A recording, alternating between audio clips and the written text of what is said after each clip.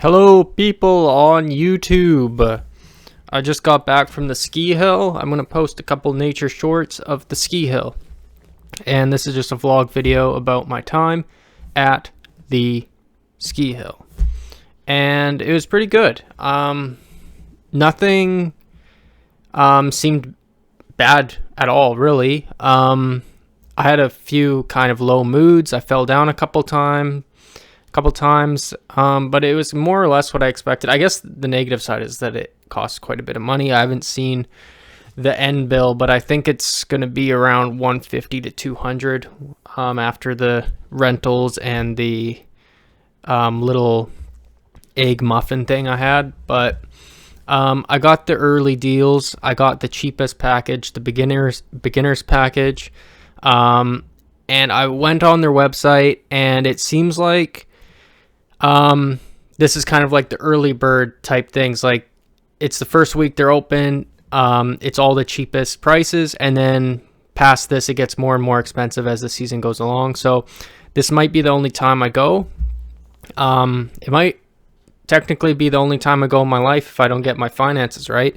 But if I'm optimistic and I get my finances right, then I'll go again. It was something that I think I can get decent at and progress to actually do skiing. But I didn't really do any actual trails. I just kind of did like this. I guess it was not even like an actual trail, but it was a designated area just for beginners to go up and down. And there was a magic carpet that was closed, which is, if you don't know what that is, you kind of go down and then you ride your way back up like an escalator. That was closed, so I had to keep taking my skis off and going up and down. That was annoying, and I would have preferred to know that that magic carpet wasn't open yet before going, because I wouldn't have went today. I would have went next week or whenever they opened it. So it would have been nice to know that ahead of time. But yeah, the drive up there wasn't too bad. I don't have a big truck, so it was something that was in the back of my head, is like how this drive's going to be, if the roads are going to be really snowy, because I don't want to crash out, don't want to, obviously cause harm to my vehicle or myself.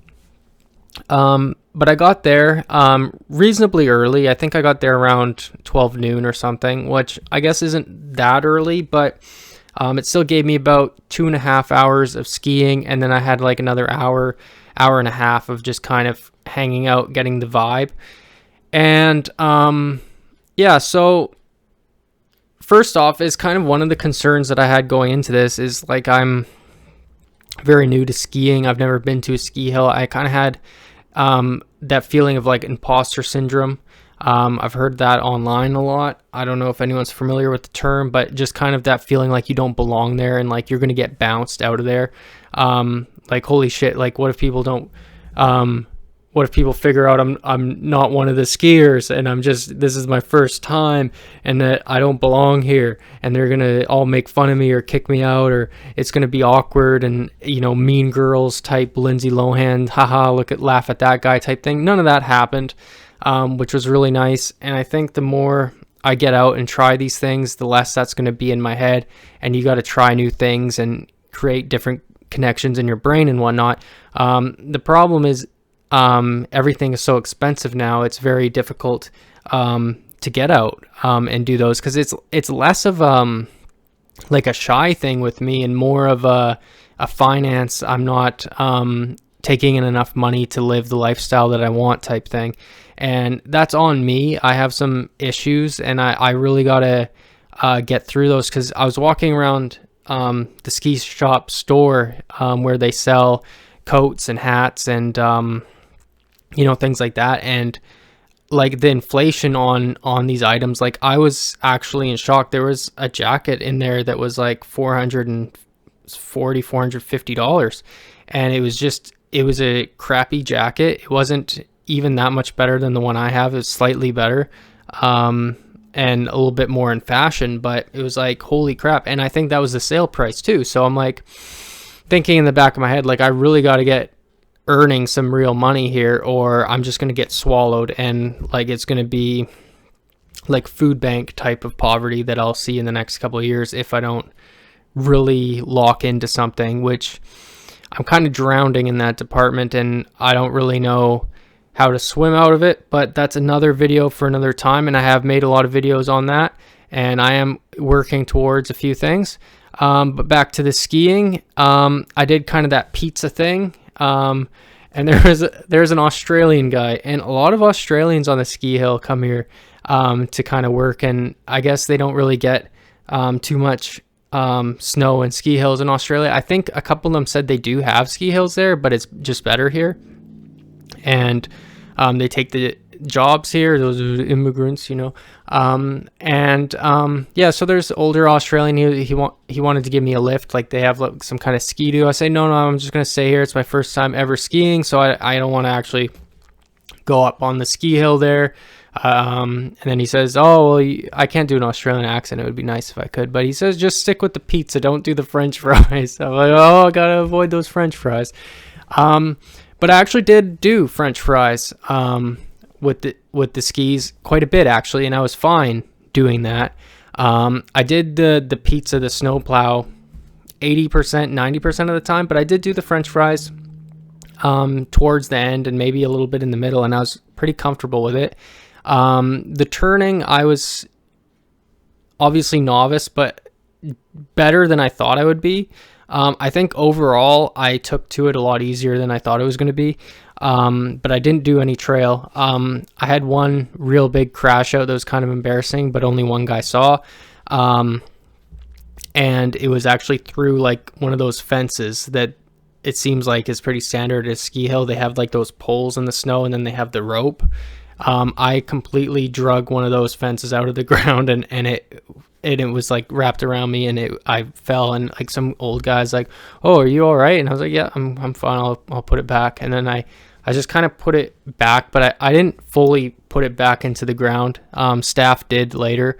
But that was a little bit embarrassing, but that's because I think the one thing that I can't get down is the braking. I can get down the turning pretty good, and the brake is basically just a sharp turn, and I can do that, but it seems like I keep sliding, and some guy said that it might be because there's ice. So maybe it wasn't my fault and I did the technique right. I'm not 100% sure yet because I'm still very new. But yeah, that one was a little bit more risky on my end. There was like this kind of, it wasn't actually like a slope, but it went through the village, and it was like, I guess a mini slope, like a de facto slope. And I went down that. It wasn't like the practice area. The practice area was a lot longer, but it was kind of flatter, and it was mainly just kids and people doing lessons there. And that's where I stayed for maybe an hour and a half. And then I went up to this kind of de facto slope that went through like the village, and it was quite a lot steeper, and that's where I bailed out. But I did it 3 times. The first 2 times, the first time I kind of crossed my legs and I strained my legs a little bit, and I kind of tumbled over halfway, put my hands on the snow, and I didn't fall, but I fell halfway. Second time, none of that. I braked right in time, and it actually felt and looked pretty good, and that was fine. And then I maybe got overconfident, or maybe the right amount of confidence, because it's part of learning is to crash out. So I went the 3rd time, and on the 3rd time I pulled the fence down with me. So yeah, that was kind of the experience with the skiing. I didn't take any lifts. I didn't do any of the snowshoeing or the tubing or anything like that. I just got a very simple pass. I didn't buy any more add-ons or anything like that. I'm looking to do that another time. If I go back, I'm going to check my bank account in a little bit here and see if it's feasible. But maybe not this season. I don't know. But another option for me is just not to get the ski lift thing. I don't even think I really needed the ski lift because I didn't use it. I just needed the rentals. And then if I go up there another time and I don't even get the rentals and I just bring my own snowshoes, which I have, then I can just go for free. But the problem with that is my snowshoes are really, really crappy. I don't think they are actually meant for snowshoeing. They're just meant for selling something that looks like snowshoes to idiots that haven't snowshoed before, like myself. But we will get to that when we get to that. I had a little bit of hot chocolate and muffin thing at this place. Wasn't too expensive, but more than it should have been. And I just kind of took it in, smelt the air, walked around. Some people said hello to me. I said some hello to some other people. A lot of Australians, like I said. A lot of older people.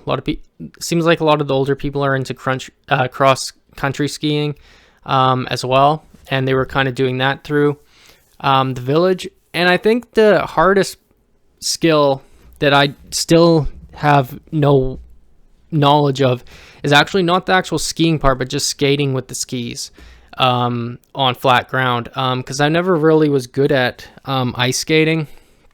I got a hang of it for a little bit, but it kind of takes me a while to click into the motion, like mentally. But then once I get the rhythm, my muscle memory I'm like, oh, I can do this without thinking now. But it takes me a while to kind of get into that. I don't know why, but so that was one thing. Like, I was doing really well for a beginner on the actual skiing, but the skating on the skis through the village thing, I couldn't really do. So I was just unclipping them and things like that. There was a little bit of awkwardness at sometimes. There's a couple people that did like that kind of like upside down smile thing at me. I don't know why. Probably I'm overthinking that because of the imposter syndrome type of deal that I mentioned before, but it did happen a couple times. I don't know exactly why or what kind of vibes I was putting off. But most of the people were quite friendly. I asked the staff to kind of show me how to do the skating with the skis. He was very friendly, showed me how. I didn't really take to it, but it's my first time type thing. And yeah, it seems like everyone was good. They're having a good time. The weather was good for it. The sun was out. It was kind of interesting seeing the lifts, because the lifts are actually pretty gigantic, and I've never really seen them. I think I've seen lifts one time, ski lifts when I was younger, and then another time, but I didn't go skiing with my ex, and they were shut off, and it was really kind of blizzardy, and we couldn't really see well. But this, they were going up and down, and it's kind of a sight to see, like a sight of engineering. Like, it's a feat, like somebody built that and did the math and the blueprints, and welders and workers put it up, and it goes right up the mountain, and there's people getting on, and that was almost like a visual thing in itself, kind of scenic. But there was some kind of negative moments as well. I had some negative thoughts about like kind of kind of in my head, what am I doing with my life? And I should have been doing this earlier. And I don't have enough money to even keep doing this. And I was kind of like in that negative thinking. But then I was just, at the same time, I was kind of brushing that off. And then I was just trying to look at the trees and kind of be in the moment, meditative and things like that. So it was a nice experience. It got me out of the house for the day. Check the banking app, see what it ran me. Other than that, it was maybe go back for tubing even, or just, if I still had my dog, I'd go and walk my dog, but that's not an option. But I mean, it's something that I do have an interest in, and I feel like I could potentially, if I go back, I could potentially, learn a little bit more on the braking and then actually do one of the easy slopes. I think I was almost kind of ready for like an actual trail. I think one more time I had no instructor. I just did the YouTube videos, and I asked, one guy about the skating type thing on the flat ground. But I think if I go one more time, and if they had the magic carpet open and I could get in, if they had the magic carpet open, I would have got in probably, 10 or 20 times, maybe even more amount of actual like practice ski runs. So I was actually really bummed out about that. And I found out after I paid and after I went there. So that was actually a rough start to the day. That was actually like a bit of a kick in the balls, actually. And I got over it fast, because when you spend your money and you're there, there's no time to be pouty about it. You gotta make the best out of it. And I think that was kind of also a theme of it, is I was pretty much ready to go after an hour, because I was getting pretty tired, and I was walking back and forth, and I was doing 90% of it was walking. The ratio was like 90% walking, 10% ski practice, and I was getting pretty tired, and I didn't have a big breakfast and all that, and I was kind of just getting lethargic and kind of grumpy about it. And then I was like, no, I'm going to do this for another hour at least, because I paid for this, and this is like, I don't even know like how many hours of work that cost me, but like, I mean, I'm very frugal, and that was expensive, so I stayed as long as I could, and I went to my car when the sun was kind of going down type thing. So anyways, that was my vlog of my ski adventure trip. It was my first time skiing. I have a couple shorts. I don't have any actual footage of me skiing, because I'm not going to ask just some random stranger to film me skiing so I could post it on my YouTube channel. But I have a couple shorts of the lifts, and it seemed like good snow, but I have no reference because I've never went before. So it was nice. It was good to get out. I liked it. I didn't like the cost of it, and I would have preferred if the magic carpet was open and I knew that it was closed before I went. But I made the best out of it, and it was something that I've really wanted to do probably my entire life. Like it's been on my bucket list pretty much my whole life, and I finally have achieved it. So that was something that was nice. As I alluded to earlier, though, it was something that was also kind of depressing in a way, because it was like, oh my God, I finally did this. It took me my whole life, and I finally did this. So I was kind of in my feelings a little bit there, but it was good. And I'm going to do some more videos, and I hope everyone's doing good. God bless, and peace out. Bye.